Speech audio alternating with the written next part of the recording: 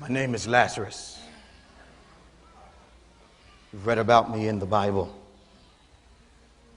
I'm the one that sat at the gate of the rich man. And he walked by me every day. Dogs licked my sores and no one really cared. And all I wanted was the crumbs from his table. Passed by me over and over again. But there's a part of that story that the Bible doesn't tell you. I didn't stay by that gate. I went looking for my own. Leprosy is like what you call sin. It'll cause you to go looking for people who suffer from the same condition. Sin is communal. Leprosy is congregational. I looked for people who had the same condition I had. I didn't want to feel alone and hopeless. And then I heard there was a group in a place they called a colony. It was in that place that my name didn't bring shame. When I was with them, I felt accepted and loved. And they embraced me, and I became the prince of lepers. Don't you believe the stories you hear about us? That we cower in corners and are afraid to be seen. We're bold. We like sharing what we have with you so-called normal people. Yeah, they talk about us. They want to hide us away, but we won't be hidden. We know who we are. We're lepers. Who are you looking at? Your attitudes of superiority. Who do you think you are when all you are lepers without the spots? Anybody can catch what we have caught. Young, the old babies, adults. All of us came in contact with someone who had what we now have. That's how it happens. Somebody touches you, somebody communes with you. You thought you were having fun, and all of a sudden, years later, you start to look like us. There is a problem. You can catch it in the streets, you can catch it at home. These children were too young for the street, so they must have caught their condition at home. They didn't call it a leper colony, they called it a house. But these young ones are with us. You see, this condition is so insidious that it starts to get in your garments. The priest would make you wash your garments because you could catch it from what you were wearing. All they were saying was, you start looking like who you are. If I'm from the street, I look like I'm from the street. If I'm in the church, I should look like I'm from the church. It's all about contact. About contact. Who you hang with. We all thought we were safe. We were around some people that loved us, but we didn't know at the time we were infected. That's how sin works. Seems harmless, and you walk away infected. It was just one drink. It was just one touch. It was just one snort. But you walked away infected. And then years later, who you said you'd never become, you find yourself looking like us. There is a time when it seems as though you've gotten away scot-free. When you were one of the ones, you were too smart, you were too fast, you were too bright. But then 3 years later, 5 years later, 30 years later, spot arises. And the first thing you ask is, where did this come from? Could have been when my dad left us. Could have been when he preferred drink over work. It could have been as I watched him fight my mother and my mother defend herself, and then watched the violence come out with me when I cut him to get him off of her. I didn't know it, but it was in him and it came out in me. You know, you can lose hope and get comfortable being desperate. This is normal for me now. These are my people. This is my family. Sin will make you adopt brothers and sisters who are not blood related to you, but sin gets in your blood and you become related by blood and by sin. These are my people now.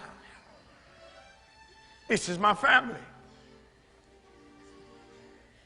This is a present condition that has an old cause.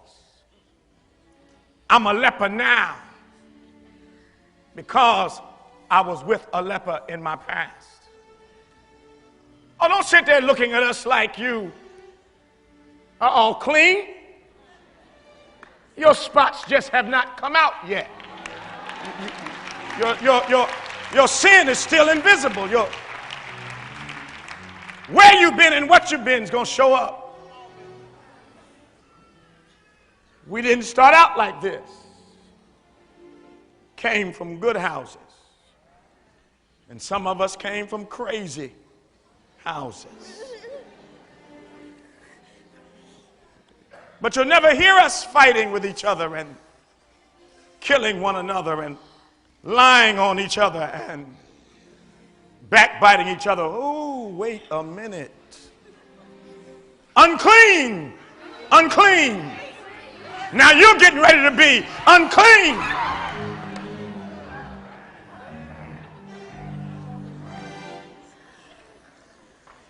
Either by innocence or by commission, all of us have been touched by sin.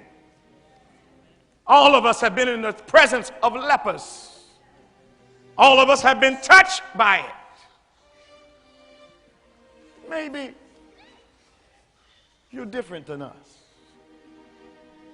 Maybe you've never done anything wrong. It's never showed up in your life years later. Oh, you don't have the spots, but you have the memory. There's some people you'd rather not see now because they remind you of your internal condition that you pray doesn't show up on the outside. Yeah, you come to church and you're more dressed up than us and you give God worship, but it's leprous worship. You're worshipers with a condition.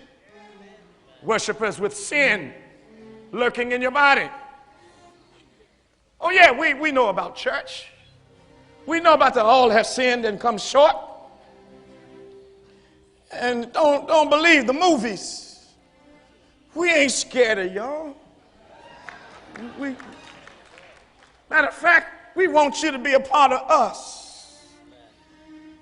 So when we go into town, we don't just go in crying unclean. We prophesying. Because after we get finished with you, you're going to be unclean too. Sometimes I wonder if this is all my fault, or if there was some weakness in my past that I inherited. If you look back far enough and you know anything about this condition, there's a weakness in the individual that catches this thing. Not everybody that comes in contact with a leper walks away with leprosy. Some people's systems are strong enough to fight. Others are not.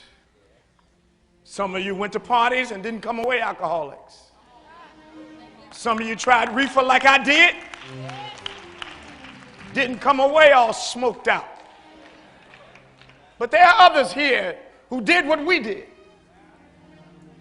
and ended up becoming what we tried. Yeah. We were exposed to it and we became it. But don't you look down on us. What binds us together is our hopelessness.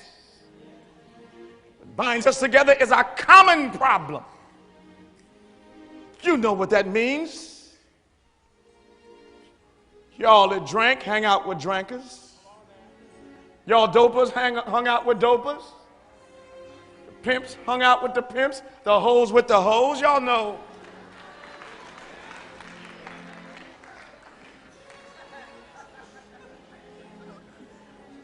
Some of us caught this stuff in our homes. Our mama and daddies were lepers. And we thought it was loyalty and love if we became lepers also. Don't think you've escaped. You can end up right here with us. The porch light's always on.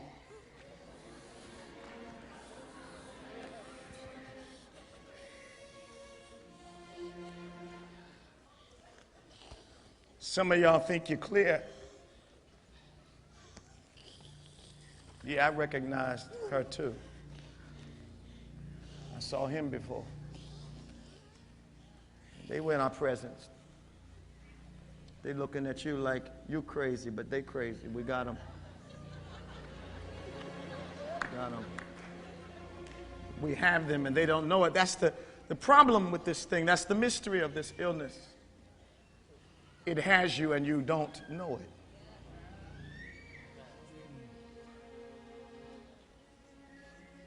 It's strange what this thing does to you. People start looking at you differently. Your family looks at you like you're strange. They love you, but you're strange. They tolerate your condition, but they become less tolerant. And then your thing, your sin, your leprosy causes them to reject you. And you got to leave like a prodigal and go look for somebody that thinks and acts the same way you do until you see yourself differently. All of us have said to ourselves, we weren't raised like this. Mama didn't teach me this. But a couple of us, mama did. Just like here, there's somebody out there whose daddy gave them their first drink, whose oldest sibling gave them their first cigarette, whose uncle said, try this, who had an adult that creeped in the room and gave you leprosy, thought they were messing, but they gave you something that comes out 30 years later. But we got each other now. We love each other because we're all hopeless together. Like sin, leprosy changed my appearance. I started looking different to myself. Then I found people that looked like me, thought like me, felt like I felt. And I was no longer rejected. Some of you out there only have wounded friends. Only have friends that agree with your condition. Healthy people can't be around you because you need sick, ailing people near you so you don't feel odd, so you don't feel rejected. But you're rejecting yourself when you know what good is and you seek the lost for comfort. We know who we are.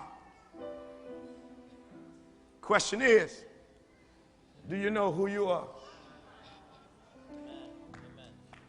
I'm not going to ask you if you ever loved what gave us this thing.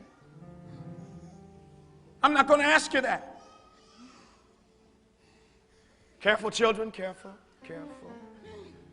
They're coming to help us. There'll be more. There's someone else. You see, we're not isolated. Our house, our colony is along a busy road, so people can come that care for us. They come and give us food. Steady. Shh. They've come to help. There'll be others that come to recruit. We like those people that are curious about us, that hang around the edge of sin, hang around the edge of leprosy, want to be close to it but don't really look like they are. Specialize in folk with one foot in the church and one foot in the world. We lay hold to them. We know how to touch them. We don't care about how young you are.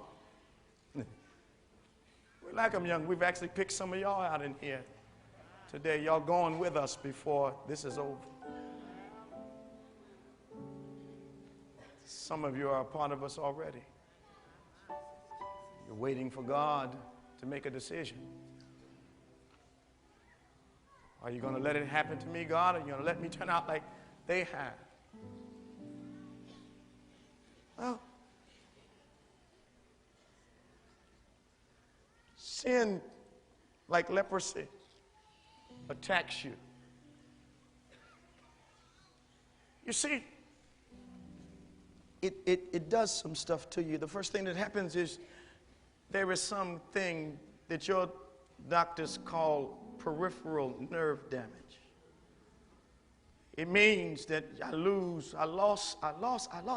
lost feeling in my hands, my feet, my arms, and my legs. It gets so bad. I was walking one day, and I stumbled, and I looked down, and 3 of my toes were gone. And I hadn't even known I was hurt. I started amputating spontaneously. Sometimes when we go out to beg and they'll come back and one of us will have to tell the other, your ear's missing, what happened to your nose?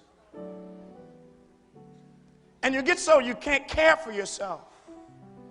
You can't go anywhere. You cut your foot and you don't know it's cut, and the next thing you know, you can see through your foot. But you can't feel it because you're numb. And that's how we were when we were in the clubs. We thought we were having fun. And we were actually numb to what was happening to us. We were hurting ourselves and didn't know it. We were wounding ourselves and didn't know it. We were injuring ourselves over and over again and couldn't feel it. We were past feeling. You, like us, were lepers. Started to change the way I thought. I couldn't think through. Everything I thought was connected with this leprosy, with this sin. Everything I thought I was going to be became affected by this leprosy, this sin. Everything I wanted to be became affected by this leprosy, this sin. I couldn't do what I needed to do without this being a part of what I was doing. And then one day, I had this cracked mirror and I looked and I saw something and I wasn't sure. And I went to bathe and I saw the spot. And like most of you, I just changed what I was wearing. Like Naaman, I put my armor over my spot, and you didn't know I was a leper until it started showing up on my face. And I realized being a leper was greater than anything I could accomplish. You know how you do. You went to school, you got a good job, you got a house, you got a car, you got money in the bank, but you're a leper. I started thinking like a leper. One day I realized just because my daddy had this and threw it to me didn't mean I had to catch it and run with it.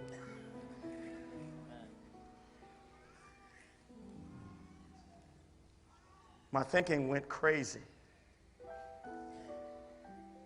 I didn't want to be around good people. I couldn't go around my mother, my father, my grandmother. I thought they could see that something was wrong with me. And I realized I would come in the house with such enthusiasm, I might as well have been screaming, unclean, unclean. My mother would look at me and feel like she was looking into me rather than at me, and I would feel like that I had a sign across my head saying, unclean, unclean. This thing stains you, drains your strength, isolates you, but it gives you company. Somebody said, broad is the way to hell. Narrow is the road to the kingdom. There are more of us than there are of you. They made rules for us. Whenever we went to town, we were supposed to be screaming unclean and shaking bells and stuff so people would get out of the way and back up so we could walk through and everybody would call us lepers. Because that's what we were. We weren't upset.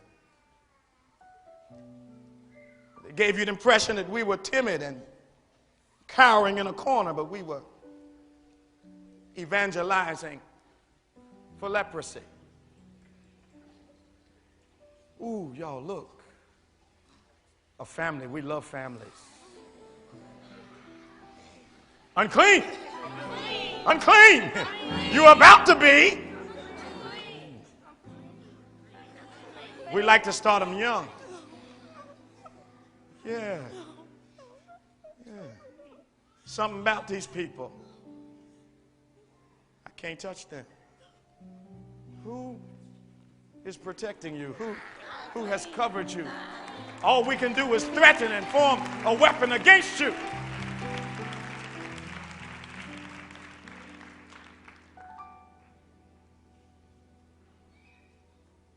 Some of us remember having that. Some of us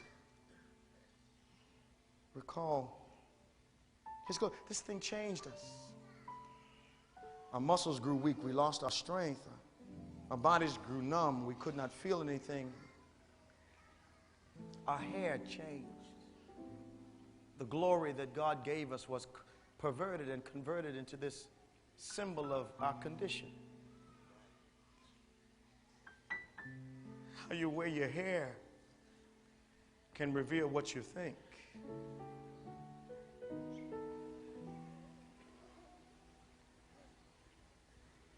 I had a testimony at one time. But now, like the prodigal, I've run away from home and found me a place far in a far country. But my life has not gotten any better. I just got more company now. Don't y'all get so high and mighty.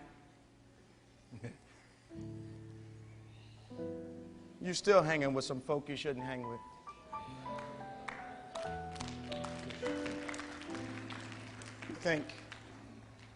You think you're better than us. But the thing is, you are us. Your spots just haven't come out yet. Only Only thing keeping you right now is the grace of God. Keeping you is the word of God.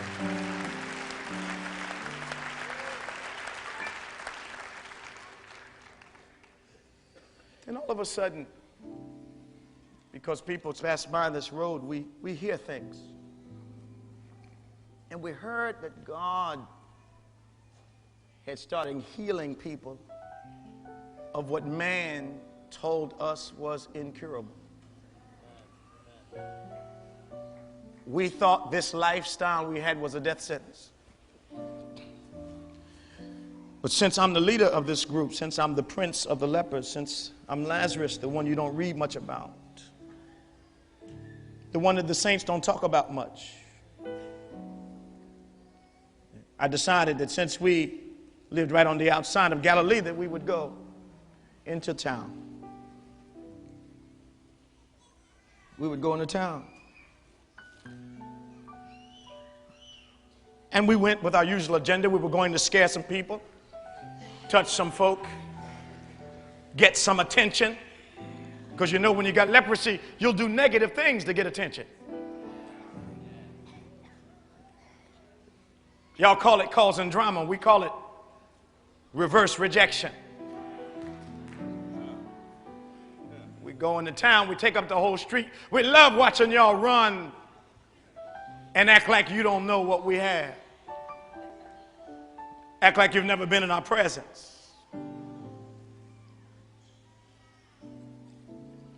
But those of us, we've lost our hope, so we go into town to cause confusion. And then we get into town and we start hearing more about this God who is healing lepers, doing what?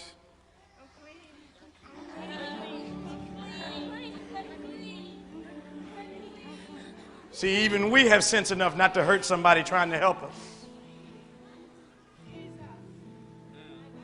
Y'all turn on folk feeding you. We don't bother people trying to help us. We don't reject help.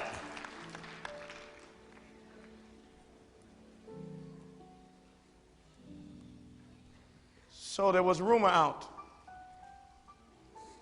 that the power of God was present in Galilee to heal. And we decided to go. But I couldn't let them know that I was going because there was something within me that still had a flicker of hope. And I believed that if it could happen for me, it would happen for them. My grandmother, my mother taught me if I believe it, it'll happen. If I believe unselfishly for somebody else, it'll happen for them. So we went to town. I got to tell you, I'd made up my mind that when I got there, we'd have had enough of false prophets. They'd come to us, praying, talking, and then I'd prove whether they were anointed or not. You so anointed, let me touch you. See, if you got that much power, let me see if the same God you telling me about will protect you from what I have. Needless to say, they didn't come back. And I touched a few of them. There's one right there. Another evangelist over there.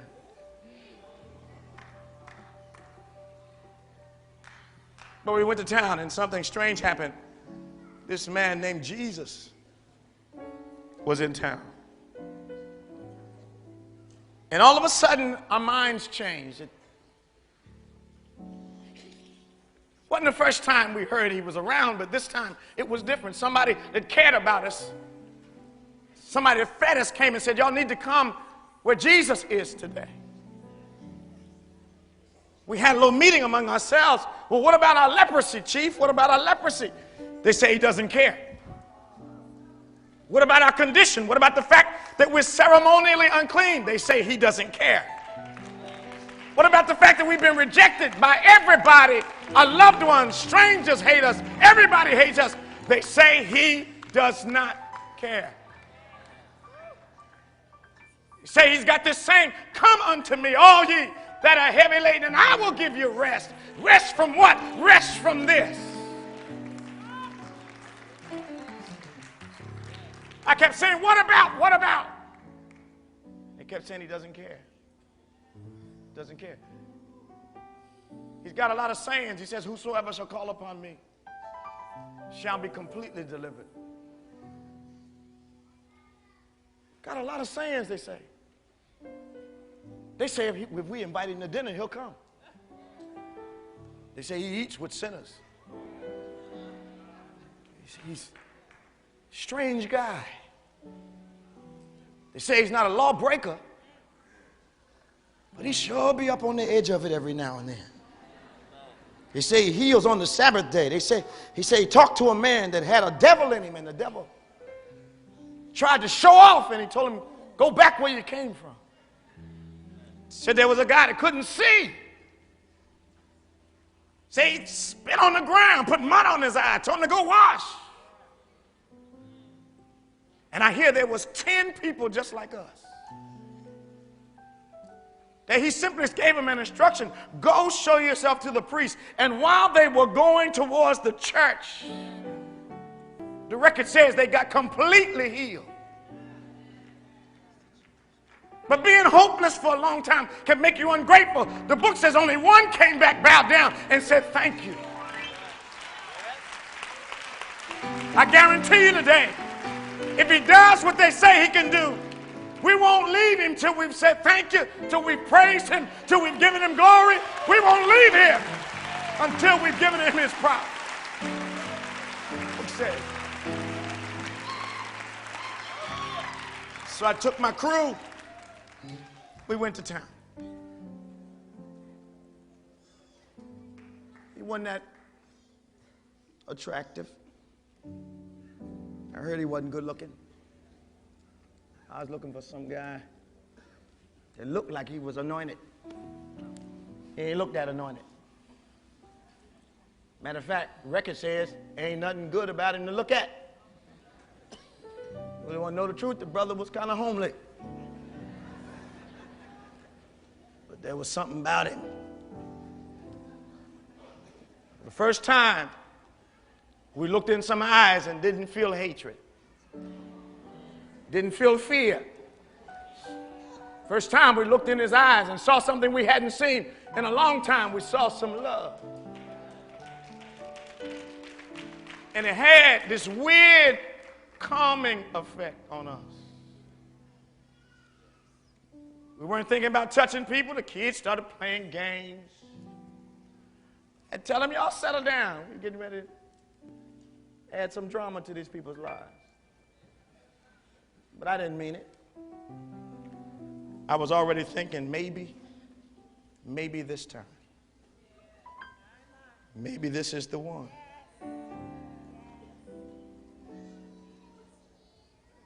I heard him talking to some people, and he heard a word I hadn't heard in a long time called mercy. He was teaching how mercy was for a person's condition. Of course, I wondered, was there enough mercy for all of us? Because if anybody ever needed mercy, we need some right now. Well, don't y'all clap for us, clap for yourself, because you need just as much mercy with your spotless self. You need mercy, you too.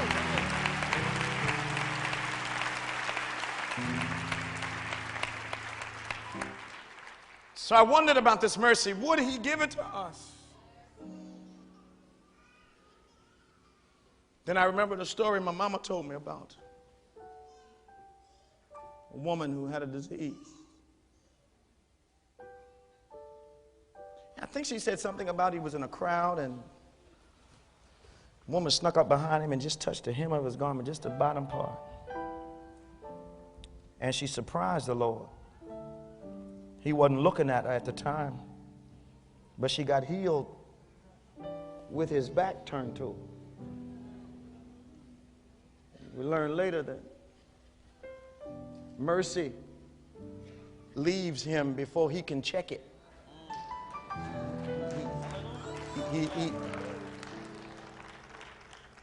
He's like an addict when it comes to a need. He can't help himself.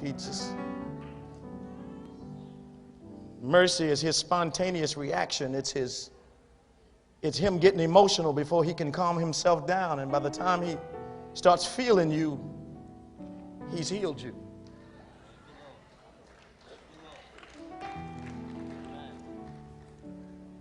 So I got my courage up because I'm the leader. I was afraid to fail, but I was too afraid to stay the way I was.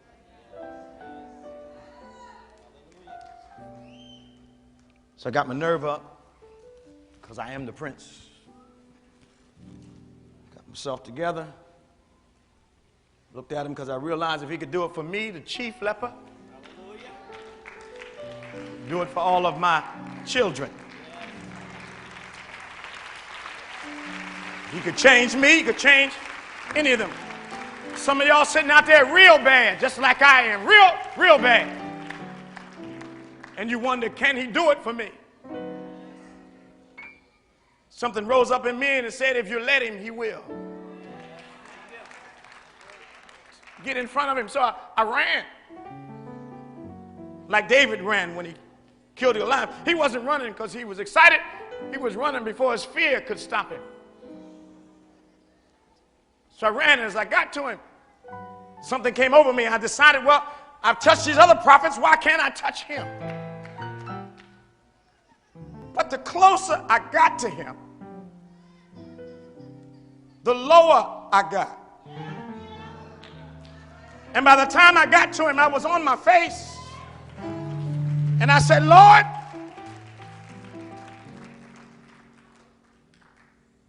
if you will. I don't have a problem with you can, because I know you can. I've heard you can. I heard they brought demon-possessed people to you and you healed them. I heard folk with all kinds of illnesses and diseases were healed in your presence. I know you can, but if you will you heal me? And then something strange happened. He reached out and touched me. Now you understand what this means.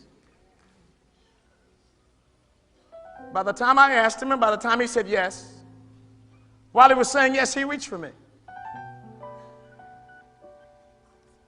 It was impossible for you to touch a leper without becoming unclean yourself. And he's a law keeper, not a law breaker, so the first thing that struck me is at how fast it happened. By the time he finished thinking about me, he was able to touch me.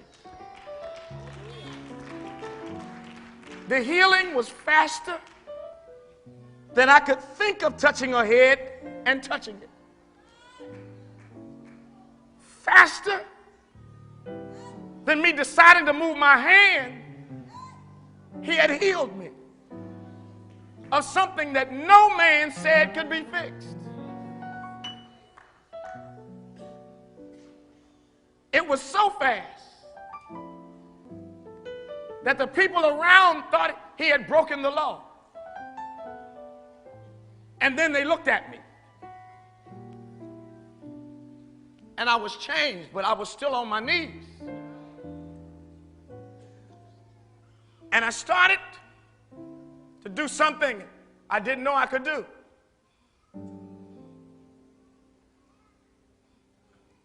Jesus, Jesus, Jesus,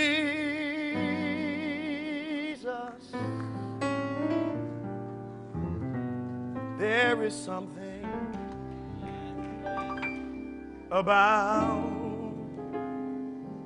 his name.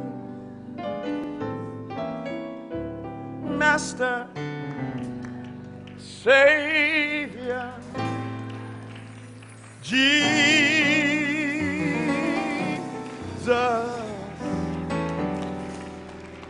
Let all heaven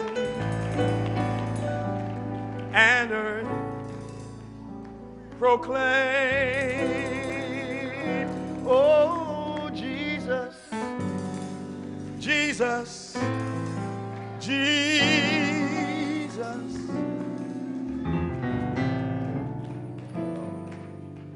Shackled by a heavy burden, need a load of guilt and shame, but oh,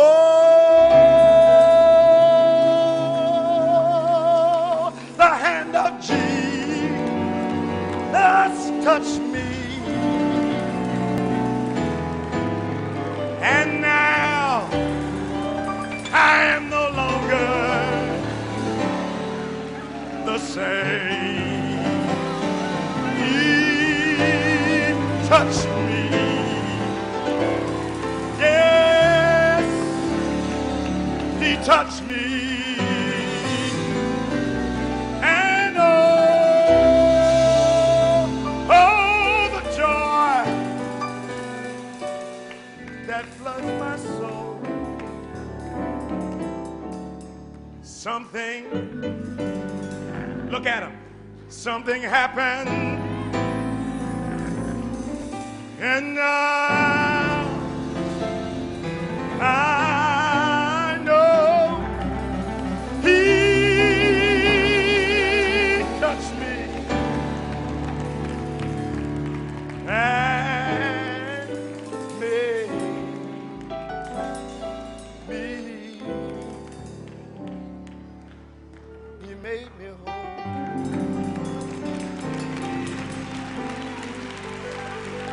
Hallelujah, hallelujah, hallelujah, hallelujah, hallelujah, hallelujah, hallelujah, hallelujah. We thank you, Lord. We praise you, Lord. We love you, Lord. Yes, yes, yes.